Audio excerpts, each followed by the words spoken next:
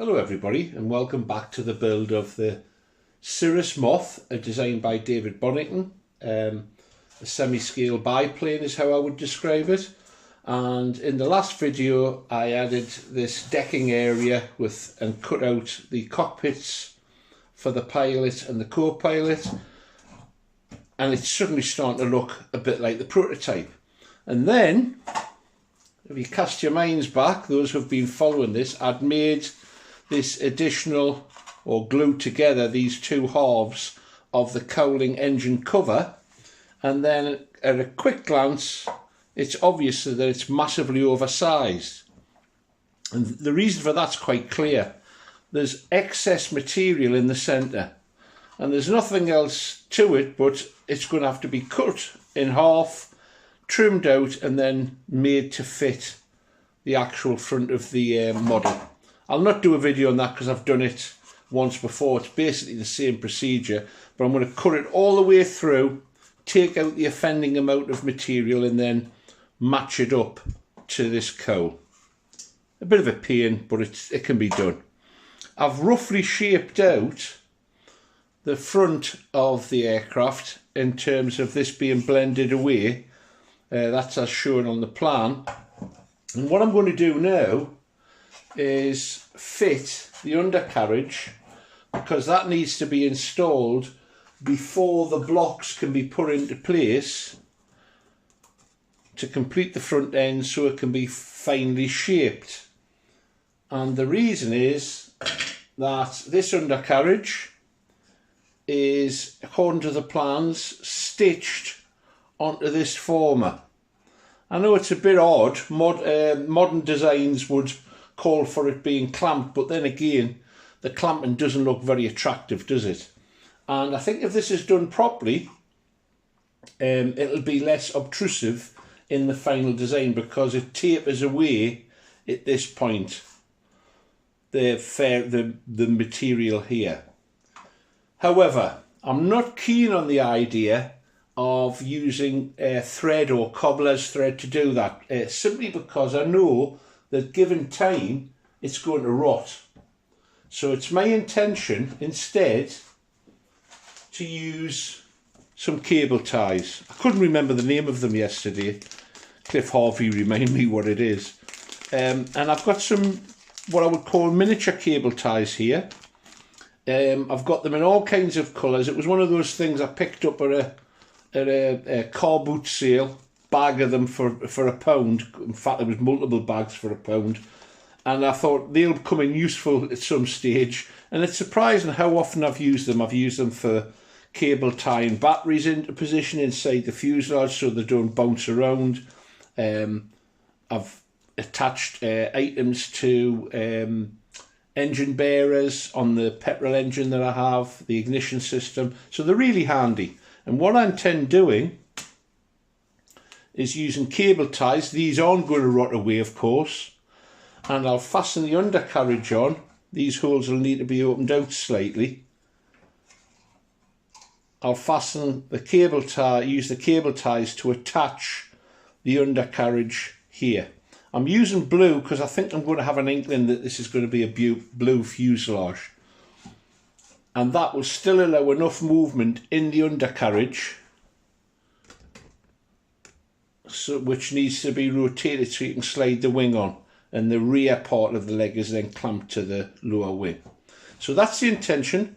We'll get this opened up and we'll see if this does the job.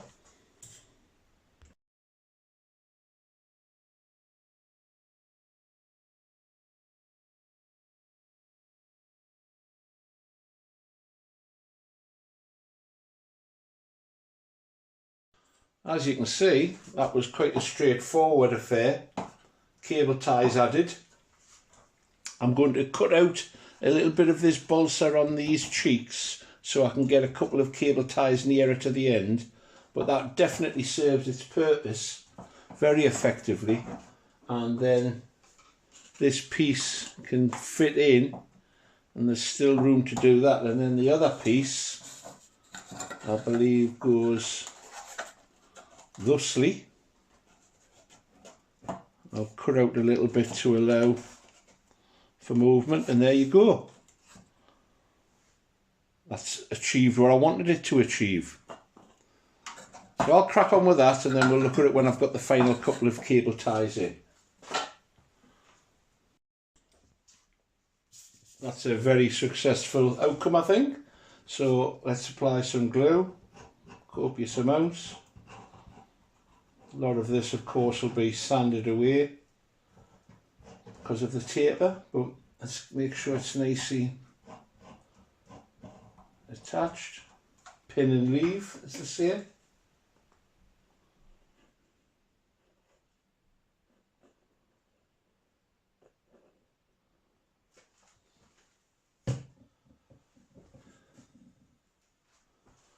Glued the wrong side there.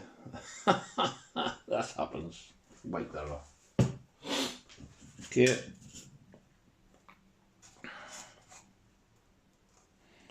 And it can still swivel, and this gets tapered down to the undercarriage, making sure that that's central. Rub the glue in.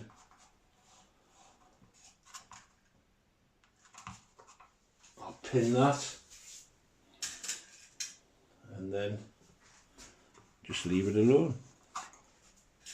There we go. It's always interesting when you're doing the cowling areas, because it often involves just big lumps of wood, or at least on the projects I've been involved with recently, the Youngmeister particularly, it was just huge amounts of wood glued together and then sort of carved till cowl appears. It's not quite as bad with this. One more pin and that'll do it. Leave that to dry. We now have an undercarriage that rotates so that I can add the wing on. So to the next job for today, and I think you can see that this is massively oversized. In fact, if you just bear with me, you can see how much wider it is than it needs to be. So there's no way around it. It needs to be cut in half and the process started again. And that's the other task that I'm going to set myself. Let's get cracking. Well, as you can see, I've managed to cut these in half. And what I'm going to do now is to find the new centre line. Well, there you go. You can see straight away there's an awful lot to come off, going off the centre of this. So I'm going to just roughly tape this on, just to hold it in place, so I can mark off what I believe to be approximately the centre line. Put that there.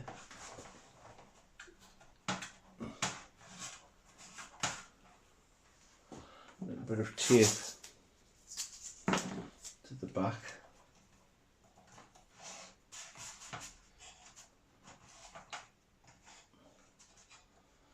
And I can mark that off. Have the centre line marked down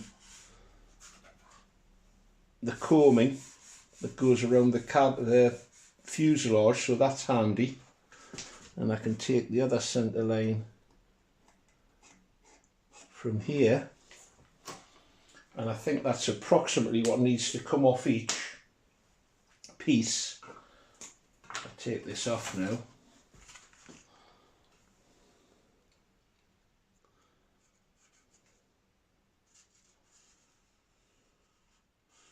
It's obviously very roughly this, but it gives an idea what needs to come off.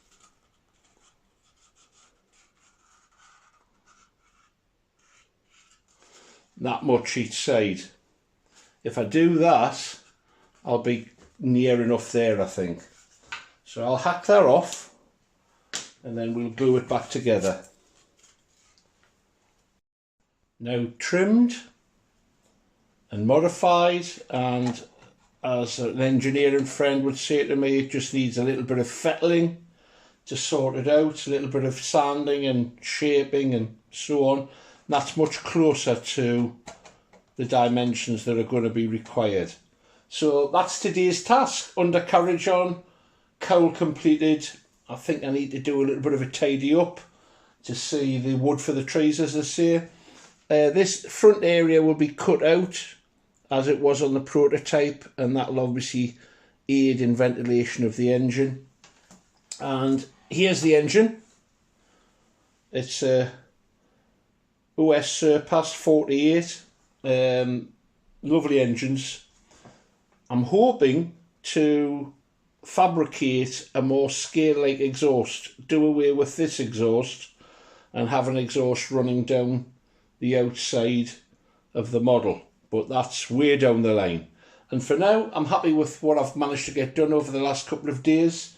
Even when I don't feel like it, which is very, very rarely, I try to do at least one thing on the model, and that way you seem to make rapid progress.